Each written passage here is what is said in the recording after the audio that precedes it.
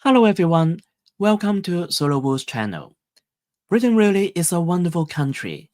It has world-class universities, free healthcare at the point of use, and a culture of fairness where people even argue politely about who was first in the queue. The countryside is stunning, the museums are free, and even the rain is useful because it gives you something to talk about with strangers. But once you try to navigate daily life here, you soon realize that living in Britain feels less like settling in a nation and more like solving a puzzle. Taxes, benefits, train tickets, the rules are full of cheats and exceptions that leave you scratching your head. Let's explore how three everyday systems turn ordinary life into a riddle. Let's begin with income tax. At first, it looks neat. Three bands at 20, 40, and 45%. Easy enough, but once you pass £100,000, your personal allowance begins to shrink. For every £2 earned above that line, £1 of allowance disappears, until it's completely gone by roughly 125,000. That creates an effective marginal rate of about 60% for that slice of income, higher than the official top rate. It's often called the 100k tax trap. And here's the obvious question.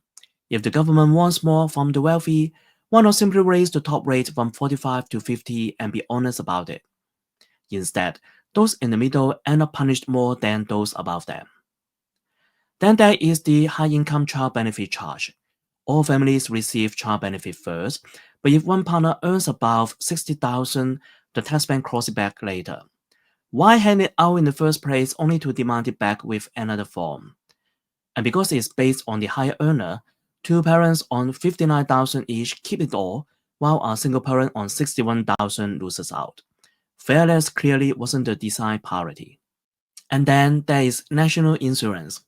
In theory, it's a contribution for pensions and healthcare. In reality, it's income tax in a different head. There are four classes, one for employees, two and four for the self-employed, and three for voluntary top-ups. Prescriptive letters on payslips that look like code. Ask a typical worker what NI code A means, and you will get a blank stare. Employers are much better. Even accountants sometimes need to check the menu. To make it more exciting, NI thresholds don't match income tax thresholds, so your pay can jump around in odd ways. Merging the two would make life simpler, but Britain seems to prefer two overlapping systems because apparently one confusing tax isn't enough.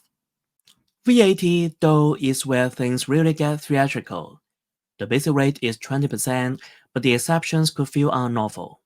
Children's clothes are exempt, so a luxury toddler's coat from Burberry is tax-free, while a bargain hoodie for an adult is taxed. Cold takeaway food, usually exempt, hot takeaway food, taxed. Mother teas famously had to prove in court that Jaffa cakes are cakes, not biscuits, because cakes are exempt but chocolate biscuits are not. And gingerbread men, naked ones are untaxed, but once they are wearing chocolate trousers, they are suddenly luxury goods. These rules might once have made sense, but today they sound more like a comedy sketch. Why not just apply the same rates to everything and use benefits to support those in need? Because that would deprive Britain of its proud tradition of legal debates about snacks. Now, let's talk about benefits, which are supposed to provide reassurance but often just cause stress. The names alone are enough to trip you up. There's child benefit, then the child element of universal credit, plus childcare support tucked inside UC. There are 15 free hours of childcare for all 3 and 4 years old, 30 hours if both parents work, special support for 2 years old in low-income families, and soon even more hours for babies from 9 months. Schools offer free meals, free breakfast in some regions, and pilots for extended care. Then there is PIP for disabilities, housing benefit, council tax reduction, and carers allowance. And don't forget the winter warmers, winter fuel payment, cold weather payment, and the warm home discount. Each one sounds reassuring, but together they form a maze where even advisors sometimes disagree. Carers allowance is a particularly harsh example.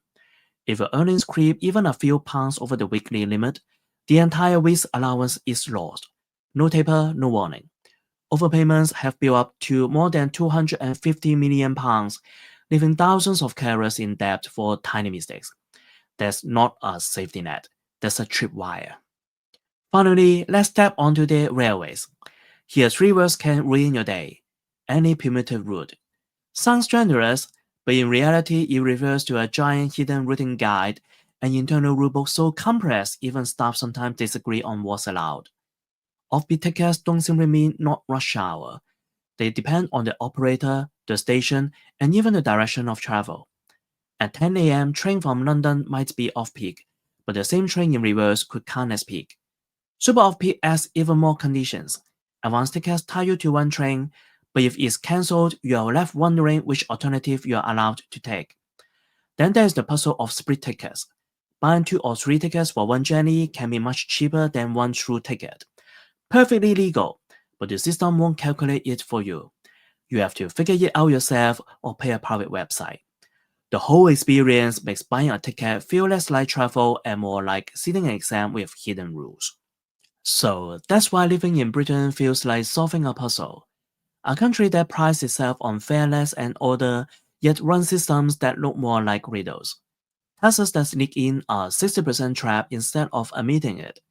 Benefits with names so similar they sound like sequels, and train tickets that hide encyclopedias behind 3 innocent words. Genius or madness? Perhaps both. Maybe Britain's real talent is turning everyday life into puzzles that keep everyone guessing. Thanks for watching. If you enjoyed this exploration, please like, subscribe, and share. And do tell me in the comments which British system has left you most baffled and how did you cope with it.